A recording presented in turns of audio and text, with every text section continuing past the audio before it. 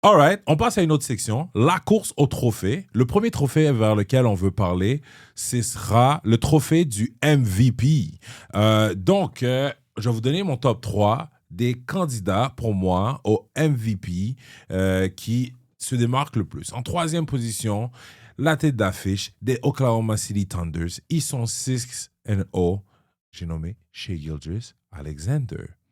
En deuxième position, le deuxième meilleur joueur sur la planète, selon moi. Greek Freak, il a un début de saison incroyable. Il rappelle aux gens pourquoi il est un joueur excellent. Je pense que c'est sa 4e saison de suite qu'il average plus que 30 points, 10 rebonds, 5 assists avec 50% et plus de field goal. Ouais. Donc, très impressionnant. Il continue. Il va encore finir All-NBA First Team, un prime incroyable. Et en première position, so far, le Alien, Victor Wembanyama. Je tiens à préciser que MVP, le joueur le plus valuable, le joueur qui a le plus d'impact sur son équipe, c'est différent des meilleurs joueurs en ce moment, right? Des meilleurs joueurs. Fait qu'on parle des gens qui, en ce moment, ont le plus d'impact sur leur équipe. Parce que pour moi, le meilleur joueur de la planète, c'est Nikola Donc, le meilleur joueur, donc, si je me fie à toi, donc le MVP, il doit être... la fiche de son équipe doit être une fiche gagnante. Genre, top 3 au moins dans sa conférence. C'est pas mon plus haut critère, mais oui. Ben, OK, oui. Non, c'est bon. Sinon, je veux savoir. OK, donc, le meilleur joueur, pour moi, tu sais, Nikola Jokic, son pour une équipe pourrait être 6-0.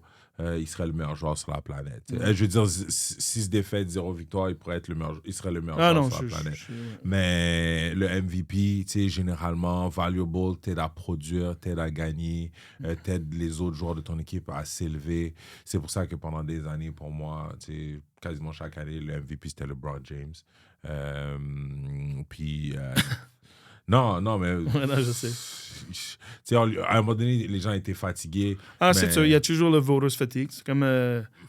ça arrive. C'est un peu avec Jokic ces dernières années. Là. Même chose avec James Harden il y a plusieurs années. Je pense qu'il James Harden, Shaquille O'Neal aussi dans son prime. Shaquille O'Neal Kobe aussi. Donc par rapport à ça c'est pour moi au niveau de la course... au MVP. Deuxième trophée important, c'est un peu le MVP de la défense, Defensive Player of the Year. OK. Je vais même pas parler d'autre chose. Defensive Player of the Year, ça sert à rien de faire qu'il y ait une course. C'est trop loin. Ce qu'il fait est juste... L'écart est trop grand. C'est Victor Wembanyama. Mais moi, j'ai une question pour toi, regarde. Yep. Oui, Victor Wembanyama, comparé à l'année passée, à le leap qu'il vient de prendre, est-ce qu'il mériterait Most Improved Player? OK. Victor Wembanyama... Parce que, tu sais, selon moi, tu sais, des fois, le Most Improved Player, ça peut pas être... Pas que ça peut pas être, je veux dire, ça peut être n'importe quoi, pas n'importe quoi, mais genre un joueur qui jouait pas de minutes, puis tout d'un coup, tu sais, un joueur, on dit qu'il y a 10 minutes, puis tout d'un coup, il y a 30 minutes par match, c'est sûr que sa production va augmenter. Mais tu sais, un joueur qui joue plus ou moins les mêmes minutes, tu peux avoir, disons, 5 minutes de plus, mais tout le reste de sa game augmente. Moi, je pense que c'est mon critère du Most Improved Player. Parce que c'est sinon un joueur qui a à peine joué, qui se fait trade dans une autre équipe, que genre comme sont en rebuild, il avait fait juste 5 points par match, tout d'un coup, il était à 25 points par match, mais je comme... Mais tu sais, il y a son 30 minutes, il y a ses 30 shots par game, donc c'est un peu normal qu'il improve sa game. Pour moi, là, si t'es un high draft pick, t'es un top 5 draft pick, t'es quasiment disqualifié dans le Most Improved. Si t'es la star d'une équipe, à moins que tu aies fait quelque chose d'extrêmement spectaculaire, tu es disqualifié pour le Most Improved. Le Most Improved, ça doit être quelqu'un... Bro, tu étais vraiment genre in the back, un dernier de la classe, et tu as improved à un niveau mais c'est ça. Mais c'est pour ça que je te dis, si on parle de Wemby qui est là, puis qui a fait le leap au superstardom, donc c'est quand même une grosse... Check. Le Victor Wembanyama, l'an passé, il faisait 24 points je sais. par saison. Okay? Il prenait environ, il prenait 19 shots. Il fait la même chose, c'est juste qu'il est beaucoup plus efficace cette année et il a décidé de jouer comme un grand gars. Puis son équipe gagne aussi, donc... Oui, son équipe gagne parce qu'il a décidé d'essayer d'être Kobe Bryant. Comme je l'ai dit, il y a plein de joueurs, ils ont un cristal problème.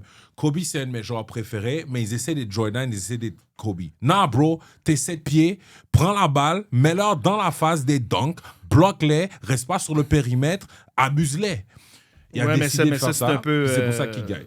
Mais ça, c'est plus au niveau de la NBA en général. Beaucoup de joueurs ils n'ont pas de post move. Les posts, ils n'ont pas de low post move. Okay. À part le jump shot, prendre le rebond, les putbacks ou un alley-oop dunk. Mais lui, dans son cas, même sans post move.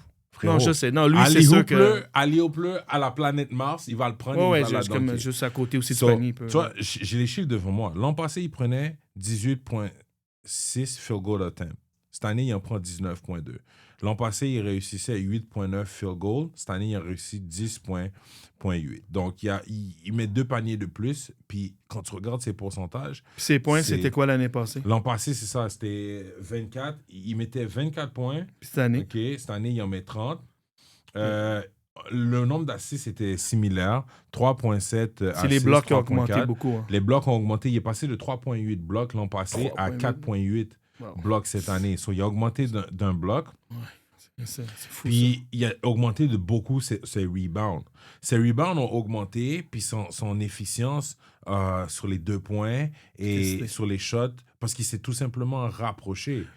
Ben, il est devenu plus fort aussi. Je veux dire, c'est bien beau. Des fois, tu dis, bon, il est grand, il se met à côté, mais il a build-up le muscle puis le strength pour pouvoir je suis avoir d'accord, le grind. La raison pour laquelle je dis ça, l'an passé, là, sur les 2-point field goal attempt, il en prenait 9,9. Ça veut dire qu'il prenait 10 2 points, right? Okay. 10 shots de 2 points. Cette année, il en prend 16.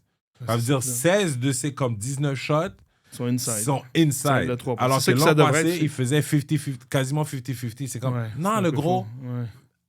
Hey, va les abuser. C'est des nains de jardin à côté de toi. Ouais. Faites-lui des lobes, OK? Passez-lui la balle, puis that's it. Fait que c'est exactement la même chose. C'est ça que je disais que Giannis aussi. Si Giannis, pendant longtemps, il a arrêté d'essayer d'être comme Kobe et il se serait juste décidé d'abuser les gens au panier avec sa taille et sa force. Guys, essayez d'être chaque. C'est plus, vous avez plus dominer. Ouais, mais tu sais, Giannis, souvent, ce qui arrive, c'est que les équipes faisaient un wall devant lui, il lui forçait, il lui donnait la shot aussi. Il donnait la shot, il disait, OK, prends-la, prouve-nous que tu es capable de la rentrer. Tu sais, le joueur, des fois, tu vas le défendre, tu es quand 3-4 pieds de lui, puis il lui donnait le jump shot. Donc, il fallait qu'il commence à rentrer ces shots-là, puis après ça, ben, ça commençait à réouvrir plutôt son drive au panier. Très bon point, mon cher. Puis les dish aussi, c'est la même chose. Si t'as pas de shooter, c'est à l'équipe aussi comment il est construit. Si t'as pas de shooter, tu drives, il n'y a pas de shooter. L'aide va être là, va dire, ben, regarde, on va laisser à l'autre shooter de nous battre. S'il ne rentre pas les shots, ben, c'est une bonne stratégie. C'est mon point. Mais Wemby, il est nettement plus grand que tout le monde. Oh oui, il est nettement plus grand, ça c'est sûr. Il est nettement plus grand, puis c'est tout. Là. Comme je veux dire, comme tu as vu, comme tu as dit, c'est son shake aussi, je veux dire, son handle qui est tellement amélioré. Mais bon, regarde, c'est beau, il n'est pas dans ton most improved player. Non, il peut pas être dans le most improved. Ce serait, tu averagé presque 25 points, tu passes à 30 points, mais tu vas être le most improved. Alors qu'on a des gars qui étaient comme genre à 4 points, qui vont passer à genre 18 points. Ouais, mais non, mais comme je te comprends, même moi, c'est comme genre, je te comprends. C'est un bon point, là, mais moi, c'est juste... C'est une question de minutes aussi. C'est un joueur qui fait un trop gros leap de minutes. C'est un peu normal qu'il ait plus de points. Mais il fait le même minute que l'an passé. Ben, c'est ça. Donc, c'est pour ça que je dis que il improve beaucoup. Il improve dans son set selection. C'est le même joueur, un peu plus fort, meilleur handle. Il a juste décidé de jouer comme un grand. Oui, c'est ça. Abuse everybody dans le post. OK, c'est bon. C'est quand on va parler d'un autre sujet. Mais tu sais quoi? C'est qui Bon. Ben quoi, tu veux... Que mon most improved, j'avais dit, c'était je pensais que ça allait être Bénédicte Mathurin. Malheureusement, il est blessé. Il y a son orteil, il y a une entorse à l'orteil, puis c'est comme semaine par semaine. C'est dommage parce que les Pacers en ce moment, ils ont beaucoup de blessures.